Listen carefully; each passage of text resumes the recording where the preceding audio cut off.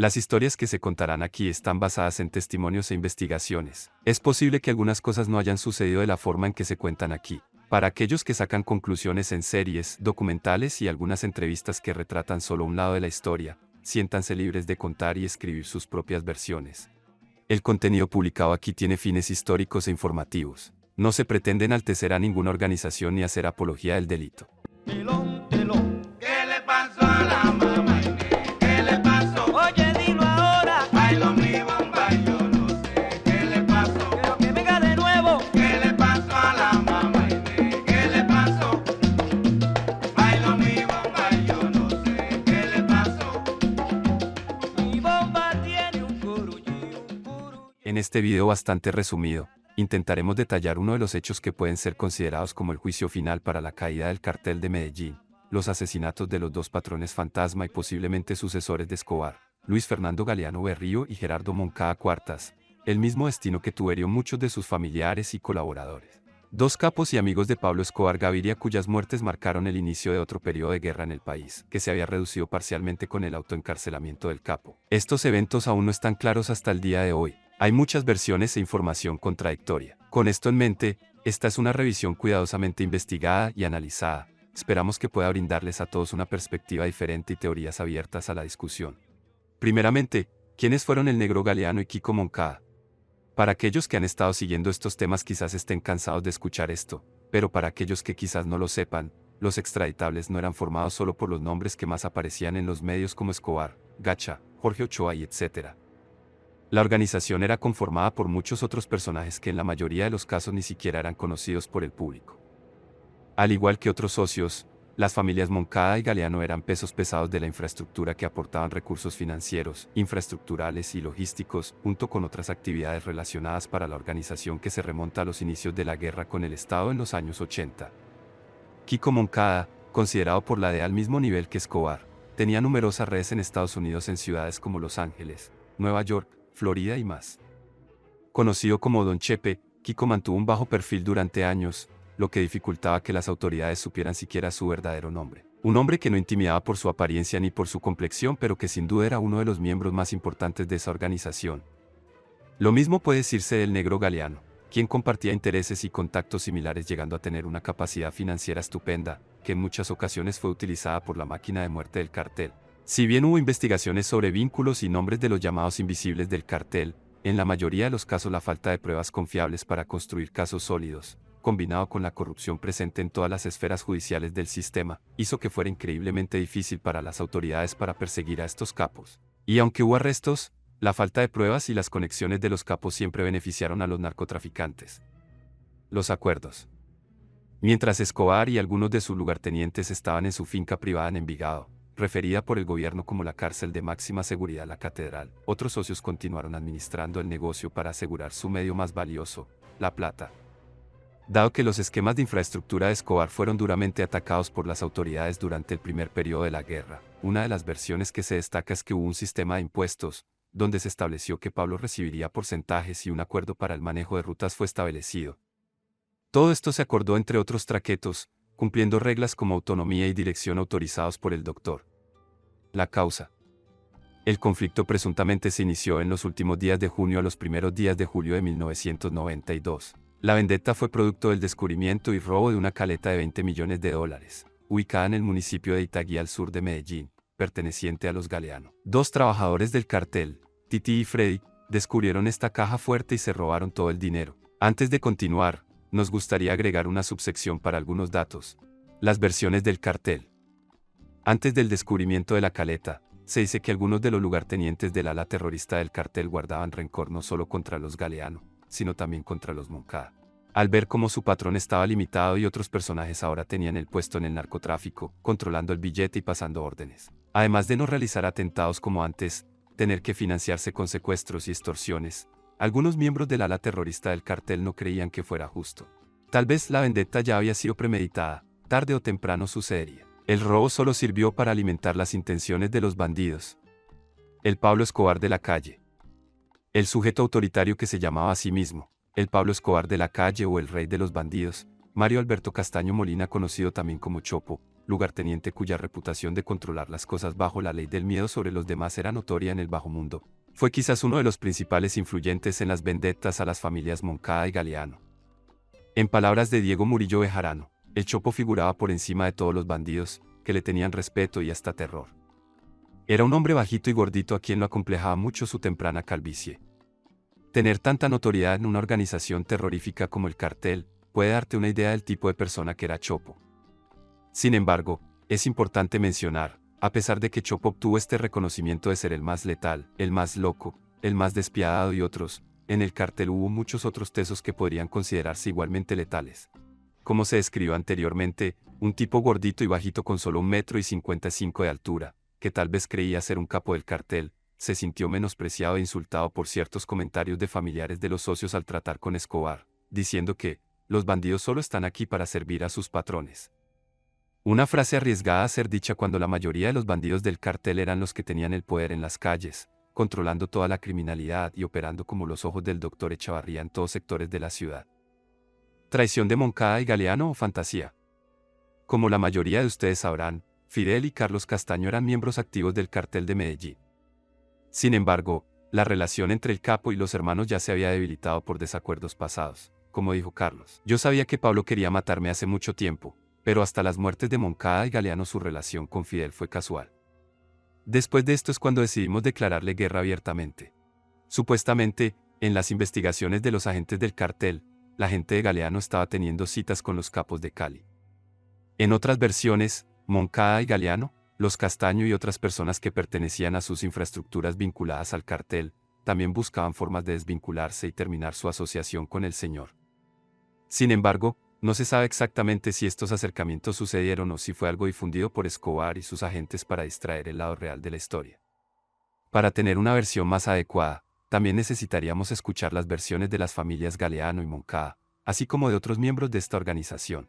Pero esto no es algo fácil de arreglar. La caleta. Volviendo al robo de Titi y Freddy, el dinero posiblemente era uno de los seguros que tenían los zares ocultos del cartel, que podrían restablecer su imperio con múltiples cajas como esta si el tráfico se venía al piso. En algunas versiones, la persona que descubrió la caleta fue en realidad un trabajador de Titi llamado El Ñato, quien luego fue investigado por Arete y otros agentes del Negro Galeano. Hay otras variantes de estas versiones y algunas anécdotas diferentes, pero como siempre, está pendiente de interpretación. La versión que quizás parece más cercana a la realidad, considerando que coincide con los testimonios de otros integrantes con pocas diferencias y proviene de alguien que era miembro directo de la misma red sicarial del Chopo, es la historia de Luis Fernando Acosta Mejía, conocido como Ñangas. Cuenta la historia que Titi y Freddy estaban en una discoteca rumbeando. Un pelado conocido de ellos les ofreció pagar unos tragos, ya que la pareja de él era quien estaba metiendo los dólares, cosa que llamó la atención de los dos. Diferente de las series y novelas donde los bandidos son retratados como unos bobos, muchos en realidad tenían una capacidad muy aventajada. Tal cosa que se prueba en la cantidad de atentados orquestados por los miembros de esa organización, así como ese robo. El muchacho les comentó que el papá de la niña era un caletero y la pelada le robaba unos cuantos para rumbas cuando el viejo se descuidaba.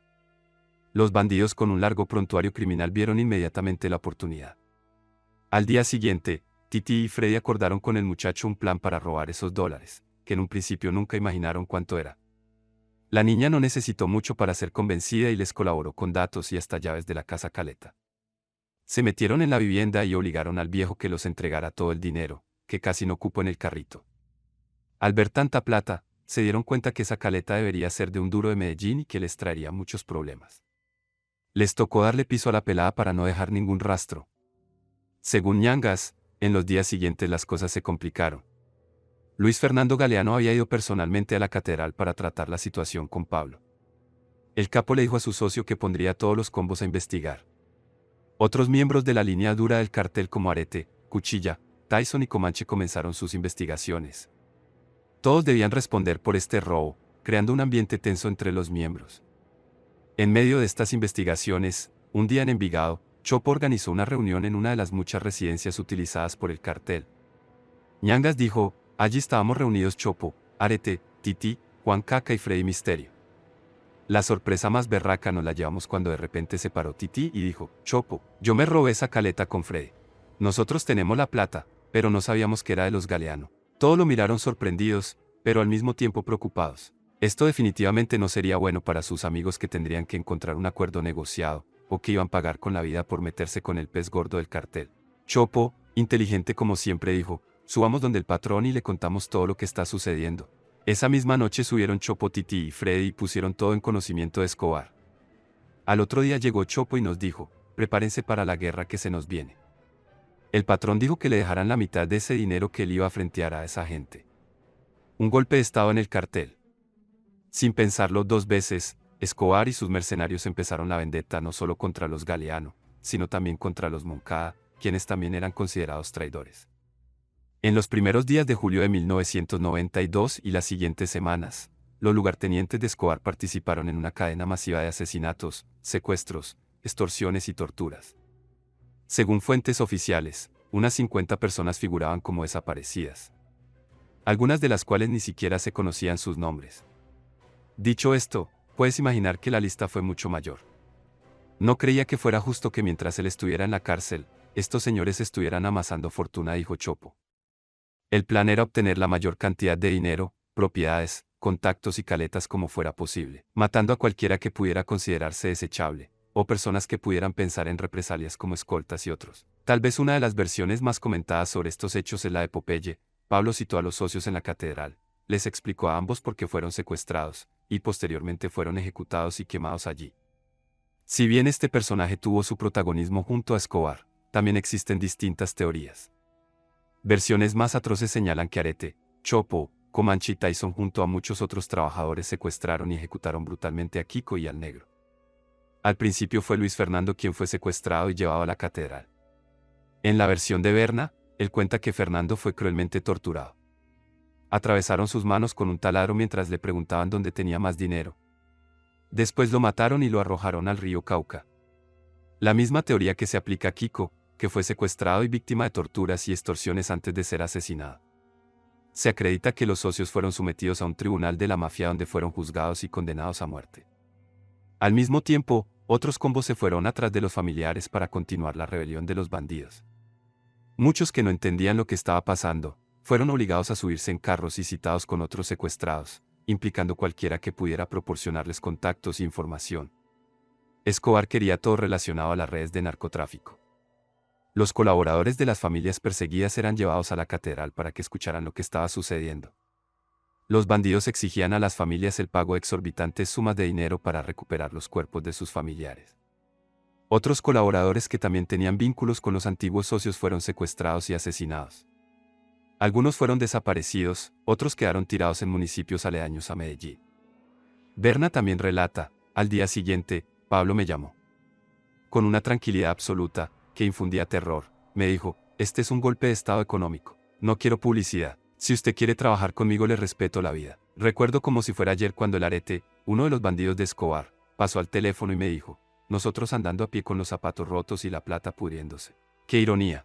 El Arete se refería a los cerca de 20 millones de dólares que ellos le expropiaron a Fernando.